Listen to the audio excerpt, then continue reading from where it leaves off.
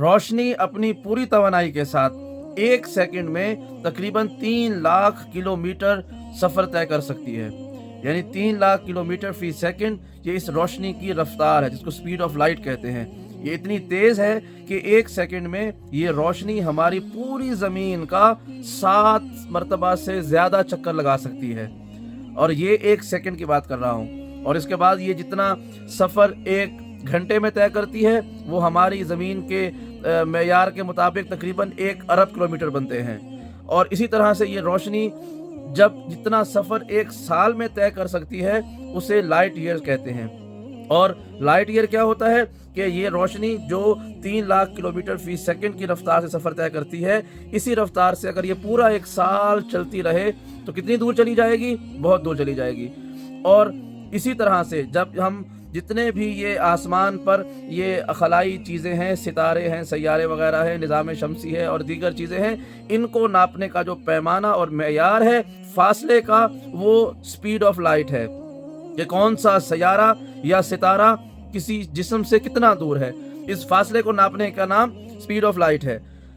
और जितना फासला रोशनी 1 साल में तय करती है इसे कहते हैं स्पीड ऑफ लाइट। हमारी गैलेक्सी, जो हमारा निज़ाम शमसी जिसका एक छोटा सा हिस्सा है, इस गैलेक्सी का नाम है मिल्की वे।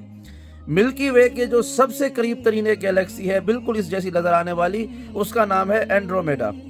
और ये हमारी गैलेक्सी यानी मिल्की वे से तकरीबन 2.5 मिलियन लाइट ईयर्स दूर है, 25 लाख नूरी साल दूर है। यानी रोशनी अगर 25 साल तक सफ़र करती रहे 3 लाख किलोमीटर फी सेकंड की रफ्तार से, तो तब जाकर ये रोशनी उस गैलेक्सी में यानी एंड्रोमेडा में दाखिल होगी। इतने फासले पर है, जो सबसे करीब तरीन है। अच्छा, अब इसको थोड़ा सा आगे बढ़ाएं सिलसिले को।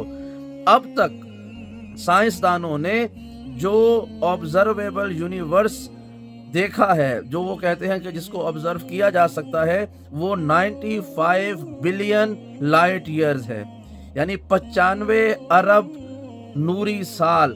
एक रोशनी अगर अपनी पूरी ताकत से सफ़र करती रहे तो हमारी ज़मीन के अल्लाह जाने कितने साल बनते हैं, लेकिन रोशनी के वो 95 बिलियन साल बनते हैं। यानी एक ऐसी खला है, एक ऐसी कायनात है कि जिसके 2 सिरों को नहीं नापा जा सकता, जिनको आपस में हम जोड़ नहीं सकते, जिनको आपस में हम ऑब्जर्व तो कर सकते हैं। पॉसिबली ये है कि उसको ऑब्जर्व किया जा सकता है, लेकिन अब तक किसी ने ऑब्जर्व किया नहीं है। इतनी दूर है, इतनी बड़ी कायनात है, और ये हर लम्हा मजीद फैल रही है। यही कायनात हर लम्हा मजीद वसी होती चली जा रही है। कैसे? इसी स्पीड ऑफ लाइट के साथ। यानी 3 लाख किलोमीटर फी सेकंड के रफ्तार से ये कायनात हर लम्हे अपने चारों तरफ मजीद वसी हो रही है। लेकिन कमाल की बात यह है कि इतनी बड़ी कायनात में कि जिसकी वुसअत को बयान करना बड़ा मुश्किल है, इस बड़ी कायनात में एक बिल्कुल मामूली से जर्रे के बराबर है वो गैलेक्सी जिसका नाम है मिल्की वे, जिसमें हम और आप रहते हैं। इस मिल्की वे के एक और मामूली से जर्रे के अंदर हमारा निज़ाम शमसी है।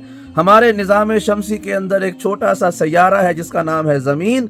उस ज़मीन पर एक छोटा सा मुल्क है, उस छोटे से मुल्क में एक छोटा सा शहर है, उस छोटे से शहर में एक छोटी सी गली है, उस छोटी सी गली में एक छोटा सा घर है, और उस घर के एक छोटे से कमरे में एक छोटी सी कुर्सी पे बैठा हुआ इंसान ये समझता है कि शायद ये कायनात उसके बगैर चल नहीं सकती है। कितनी गलतफहमी का शिकार है ये इंसान।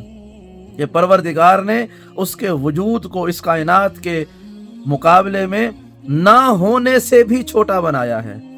इसकी मिसाल ये दे दूं कि आप खुले आसमान पे की तरफ निगाह करें, देखें बाहर निकलकर, आपको पूरा आसमान जितना नजर आता है, अगर ये पूरा आसमान रेत का सहरा हो, ये पूरा आसमान जो आपको नजर आता है अगर ये रेत का सहरा हो, तो आपकी और हमारी मिसाल क्या है?